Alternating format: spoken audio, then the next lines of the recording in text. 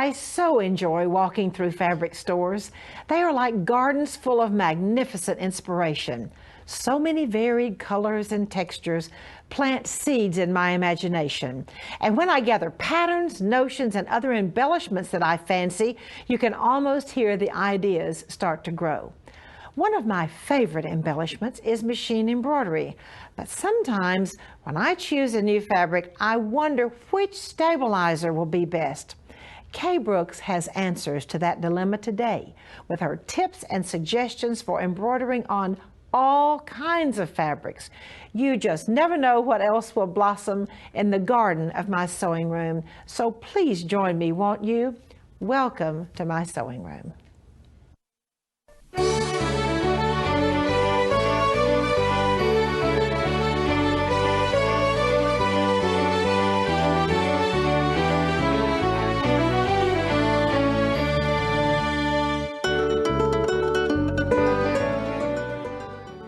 I am so happy to have as my guest today, Kay Brooks.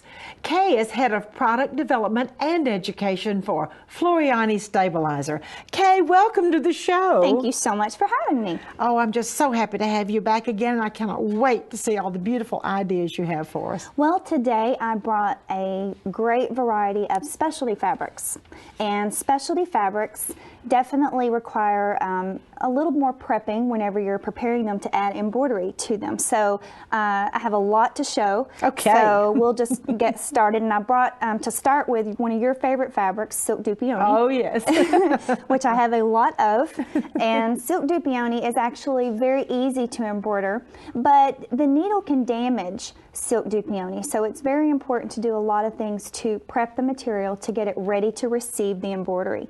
And this beautiful pillow here is embroidered with gorgeous flowers on it here, but we're going to show you step by step how to make these work. Even though they're so dense, we're going to teach you how to get those in there without shredding the material, which happens a lot. And I'm going to hand this over to you, Martha. Okay, so I get to look at it. You get to look at that. What I've done here is just brought a couple of sample pieces of the silk dupioni. And first, what I want to show is the back of the silk. What I've done to prep the material is added a interfacing, and what's unique about this particular interfacing is it's a 6-way stretch. It's a V stretch, so it's going to move with the silk. It's not going to change the drape of the material at all. Like a lot of interfacings only move in one direction, so it definitely changes the drape. So this is a very unique interfacing that will do a gorgeous job of prepping the material. Now remember, this is not your stabilizer. It's just a prep tool. This shiny piece of what appears to be plastic is actually our topping. Now, silk is not a fabric that we want to get wet. Okay, that's right. So what's unique about this particular topping is you touch it with a hot iron and poof, it's gone. Okay. So very, very nice. You don't want to steam silk. You don't want to steam it, no. And all you can do with this is just touch it with a hot iron and it's gone very quickly. So very, very nice. And this is a couple of more fabrics that fall into the same category. This is satins and silks and those type of materials. They fall into the same family. And I like to show here, again, we have prepped the material with our interfacing to keep the needle from shredding it. So is that an iron-on interfacing? It's an iron-on interfacing. It stays on. It doesn't pull off. It's in there, and I'm going to just show just a little bit how the drape is just amazing. I mean, absolutely, the interfacing doesn't change the drape of the material at all, but it's a secret. It really preps the material and keeps you from destroying it. Or I should say the needle from destroying it. This material is the interfacing, just very soft and flexible. And again, a 6-way stretch. And again, here is your topper. But I like to show what you're going to do is your base material. We don't want a hoop silk. Okay. Silk can be marked by the hoop. So this is a sticky stabilizer that I have hooped.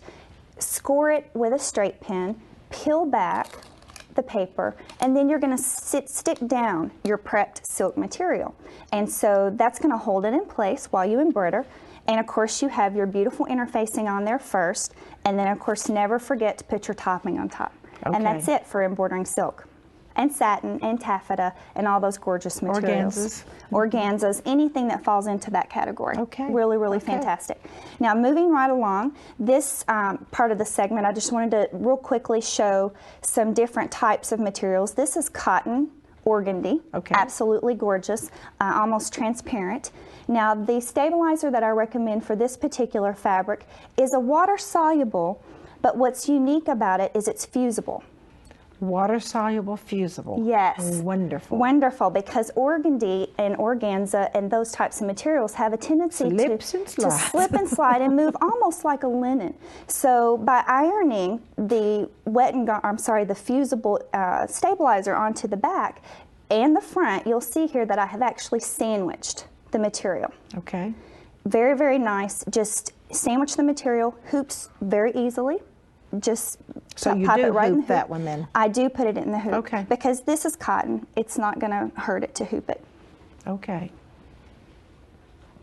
Next material, again, one of your favorites. This is the cotton netting. Cotton netting.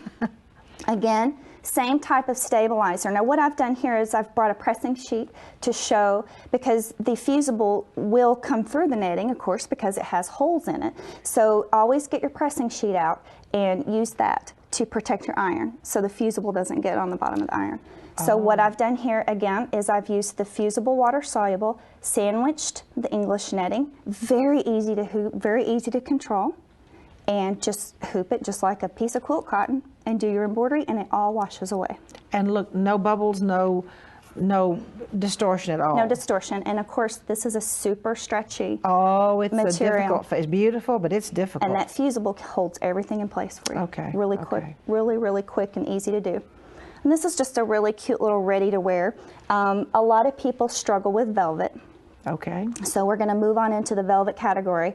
Velvet is actually a very nice fabric to stitch on, but again, we're going to show you a few steps here to prep. And here's just another nice piece of velvet. I'm going to flip this over to show. Your first step is to stop the stretch, because velvet does have a tendency to stretch. And the product that I like to use is a nylon mesh. And again, this has a beautiful fusible coating on it. You can iron that directly onto the back of the velvet, and that's going to stop it from stretching. And then you will recognize once again what I've done here is hooped a piece of sticky stabilizer. This is a sticky tearaway. Going to score the paper, pull back to expose the sticky, and then we're just going to stick the velvet down. Now again, velvet is something we don't want to get wet. Okay. So I'm going to use that fantastic heat away type stabilizer. You just touch it with an iron and poof, it's gone. Okay. Really, really fantastic. Now these cute little samples here, real quickly, I just wanted to bring this to show, ready to wear. One of the problems, I get a lot of email about what do I do when my layers shift when I try to hoop. And I like to show this on this beautiful little burp cloth here. See, that's 2 layers. 2 layers, yes. Very, very difficult to hoop. So what I recommend doing is using water-soluble thread in your bobbin and your top to baste with. So if you'll just real quickly baste your layers, then stick it down. Soluble? Yes, and it just washes right out real quick, real easy. Okay. And then you do your embroidery, and then you can wash it. Okay, that's wonderful. Very, very simple. Oh. Very, very easy. And real quick too, this is sweater knit. Sweater knit, very, very stretchy, very difficult to hoop.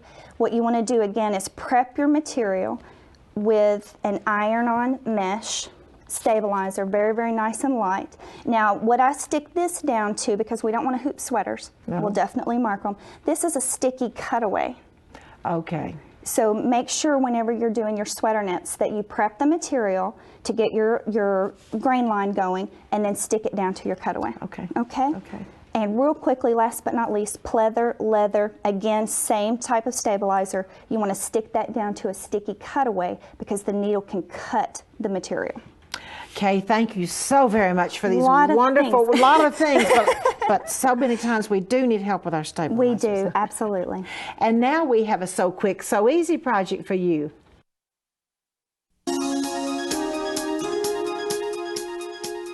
Kay, I can't wait for you to share what you have, your little project over there. This is really sweet and quick, and one of the problem fabrics, or I should say specialty fabrics, that we missed in our last portion was fleece. And fleece is a very lovable plush fabric, but what I brought today was our hooded baby blanket, and this is so sweet, very quick. It took me 15 minutes to make this, including the embroidery. That's a wonderful thing. Yes, very, very, very fast. So we're going to real quickly show you how to do this, but also brought a minky style fabric with this to show you that this category this fabric is in this category also. And then this is just some leftover fabric that I made a quick little scarf out of. So wanted to show that this fabric definitely falls into the same category.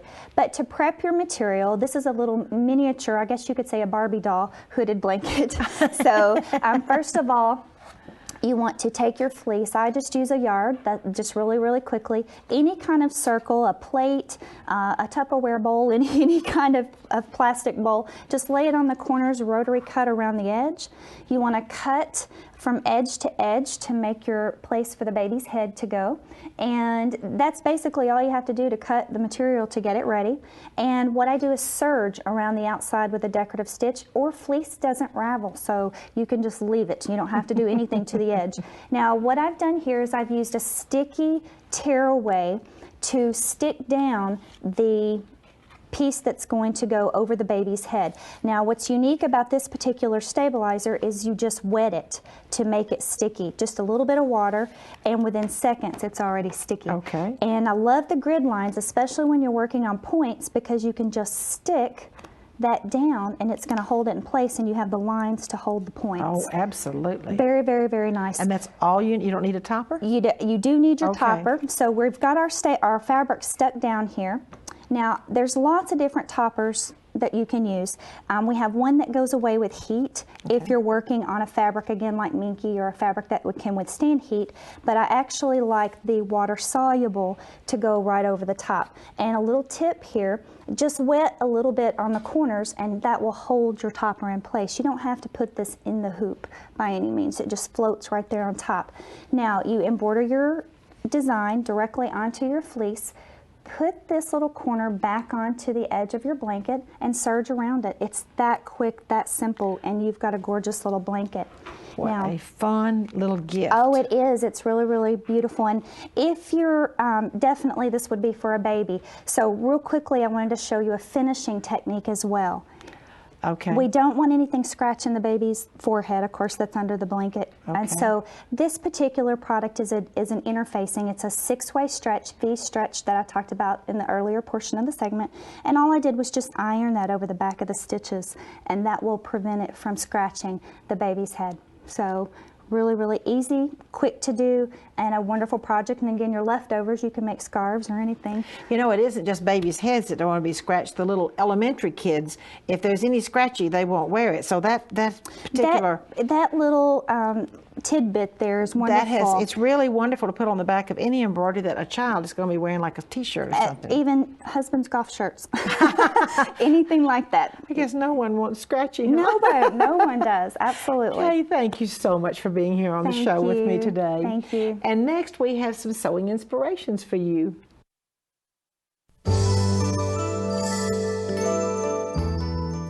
I'm so happy to have with me today Kathy Barnard.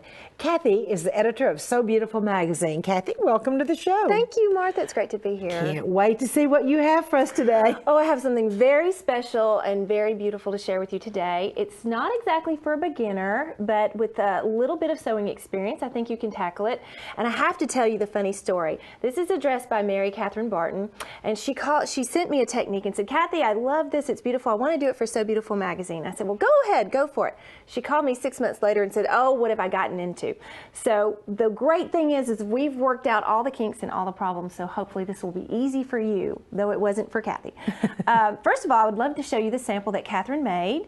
This is actually a reproduction of the antique. The antique looked like this, and this is silk crepe fabric, and you would want to use a fabric that has a soft drape that's thin that will make nice skinny tubes. This is called rouleaux. It's a French vintage technique, and it's the shaping of tubes, and then we're going to join it with a bridging stitch. So the first thing you'd want to do is make a lot of skinny tubes. Bias tubes. Bias tubes. Good, Martha. That's a very important part. You must cut this on the bias and make tubes. Or you can use a clover bias tape maker and fold it to make skinny little 1/4 bias tubes. And you want to stretch it just a little, not too much, because you want the bias to be able to shape well when you start on your pattern. The second thing you want to do is trace your pattern design onto heavy tearaway stabilizer, not water-soluble stabilizer, because you're going to be steaming and ironing and spritzing on top of this. Then, once you've done this, this is a permanent marker. You want to flip it over to the back side and shape your bias tubes on this face down. Next, and here's all the complicated stuff. It's really quite easy though. You would start with your tubes and shape your tubes over your design. You can see your design lines underneath. And you'll be shaping and bending and pinning using a basting glue. I like to use the basting glue with the needle tip to put fine little dots of glue down as we go. This will all wash out later when you're finished. So you'll put in your central design, these pieces here. For the neckline and for the outer edge, we're going to use an open bias piece that was run through a clover tape maker. Then you're going to catch these little ends, these little tails that are left behind. We're going to cut those 1/4 inch from the line, and we're going to catch those inside. Let me see if I can catch these inside of our bias tape, and they'll be sandwiched in between. Now you can't go to the machine and sew this. You'll have to sew this by hand, as I'm showing here with a needle. You'll do a tiny slip stitch by hand along the fold edge of the bias and catching all of these little pieces inside. On the back of the garment, to make the placket, we'll simply miter the corner and work our way down, catching all of the little ends inside of our bias tube, and then that will work down to the skirt. To create the skirt, or add the skirt to the rouleau yoke, we actually finished out our dress like it's much like a bishop dress, gathered the fabric to the bias, finished our bias nice and neat. It helps first if you'll shape your bias in this circle with a steam iron, then press it to, add it to or sew it to your skirt. Then you're going to hide that inside of your bias seam on the back side, shape this around and glue it down. And once you've got all of this on the template and glued down, you're going to fill in between all of these with your bridging stitch. And we just got a quick sample here of the bridging stitch. And this is a stitch that just floats between the tubes. You don't want to put too much tension on it. You're not pulling these together. And that's why you use the stiff stabilizer. It holds it in place and simply floats the stitches, and it's that easy. Thank you so much, Kathy. That is so beautiful. It is great. And next we have some quilt construction for you.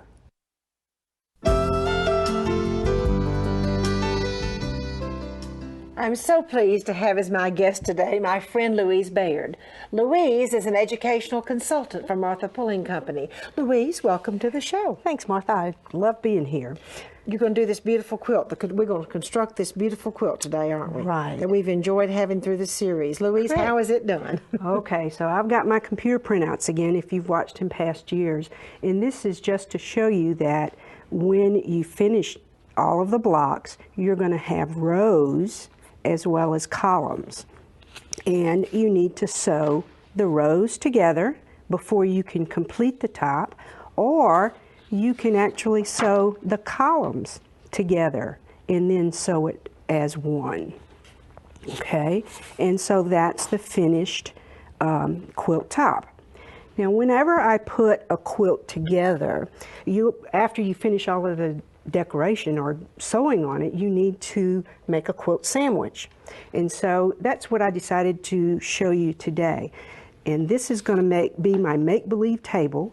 And I usually either draw a line or use tape to mark the center. And then I have my pieces of the quilt.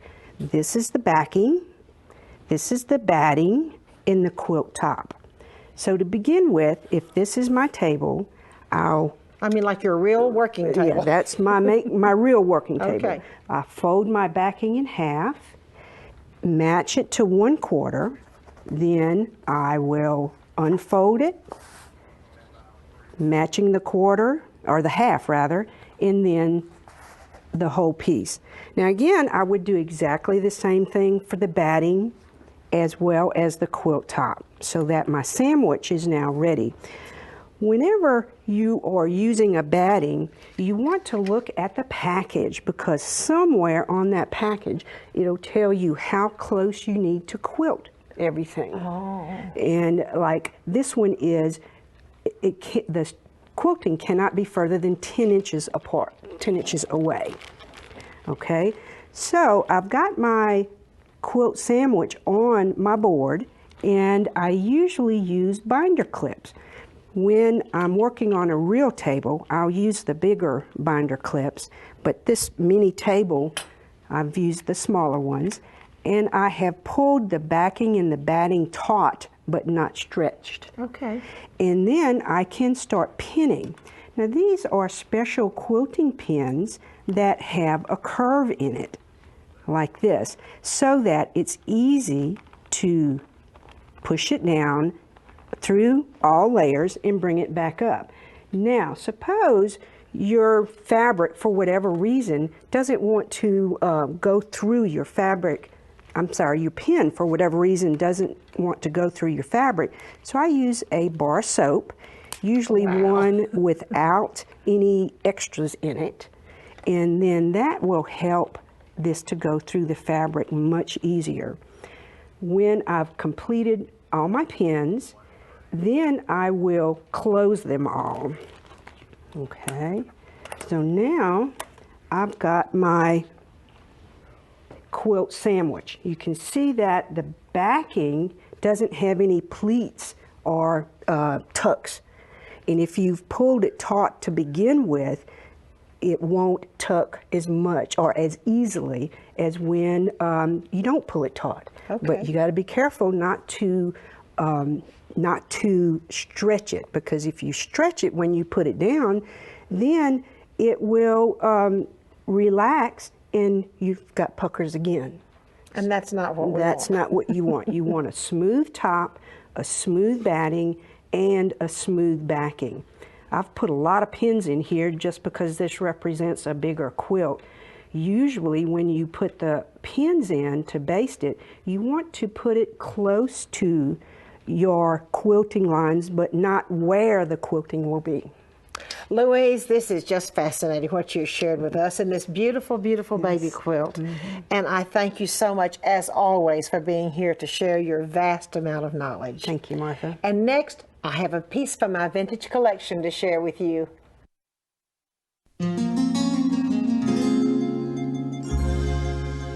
After I found out that Kathy Barnard was going to do that wonderful bias tubing dress for you, I went to my collection to find something that about 150 years ago had the same, sort of the same technique.